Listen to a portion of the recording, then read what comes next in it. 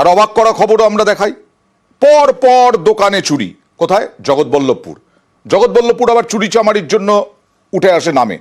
Cigarette চুরি, সোনাদানা নয়। হাওড়ায় চোরের অবাক কীর্তি এবং বেশ কয়েকটা দোকানে। আবার কিরকম দেবাশিস? চুরি কাণ্ড মানেই কিন্তু জগৎবল্লভপুরের নামটা প্রথম আসে। আর এবারও সেই জগৎবল্লভপুর। গত পরশুদিন পরপর 7টি দোকানে চুরি হয়। সবচেয়ে বেশি চুরি হলো কোন দোকানে? একটি চায়ের দোকান, সিগারেটের দোকান। সেখান থেকে প্রায় 25,000 টাকার সিগারেট চুরি হলো। এবং মানে সেখান থেকে চোরেদের যে জিজ্ঞাসাবাদ, তাদের সিসিটিভি ফুটেজে ধরা পড়ে এবং ধরা পড়ার পর তাদেরকে জিজ্ঞাসাবাদ করে। তারা এটা দাবি করে যে তাদের নেশার জন্য সিগারেটের দরকার ছিল, তারা কোথাও পাচ্ছিল না।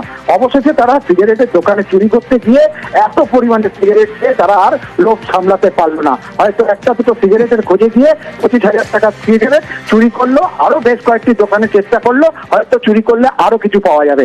এই করে করে এখানে বিরাট পয়েন্ট হচ্ছে 25,000 টাকার সিগারেট চুরি। চোর ধরতে সিসি ক্যামেরা দেখতে হলো, অর্থাৎ সিগারেট চোর ধরতে। এবং গ্রেফতারও হলেন তিনজন। সোনা রূপো ছেড়ে শুধুই সিগারেট চুরি। এটাই তো কজন